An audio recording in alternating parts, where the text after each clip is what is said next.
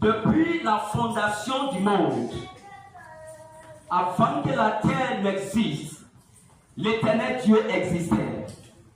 La main céleste existait déjà. Mais il fit un moment, l'Éternel Dieu a dit, laissez que nous faisons l'homme à notre image.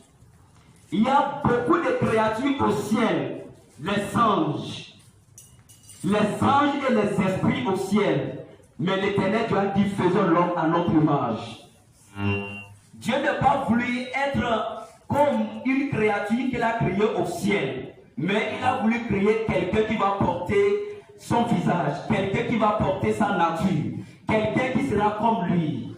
Et l'Éternel Dieu a planifié de créer l'homme. Et il avait créé l'homme en esprit. Bien avant cela, avant que l'Éternel Dieu ne forme l'homme, il y a un problème qui s'est passé au ciel. Il y a une créature, un ange, qui n'était pas d'accord à ce que Dieu crée l'homme à son image. Voici ce qu'il disait. Nous qui sommes à son service, nous qui sommes si importants devant lui, pourquoi ne pas donner sa nature à quelqu'un d'entre nous et d'aller créer quelqu'un qui va former par la poussière? Et cela a déclenché une guerre dans le ciel.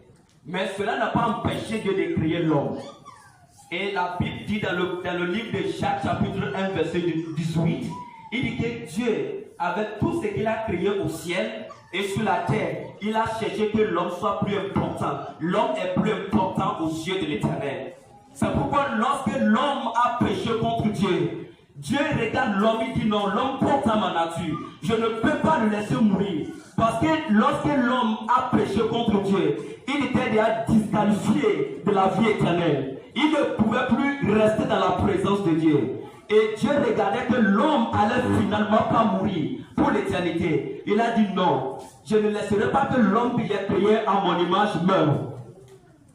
Et c'est en ce moment l'Éternel Dieu a commencé par envoyer les hommes de Dieu sur la terre.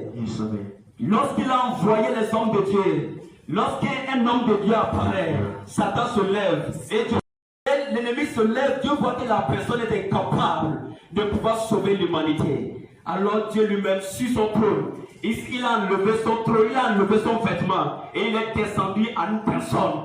Et quand il est arrivé sur la terre, il est devenu d'abord comme un enfant. Et il a grandi au milieu de nous. Il a monté sur la croix avant de prendre le péché. Et c'est pourquoi aujourd'hui nous sommes des enfants de Dieu. Nous pouvons entrer dans le sanctuaire de Dieu.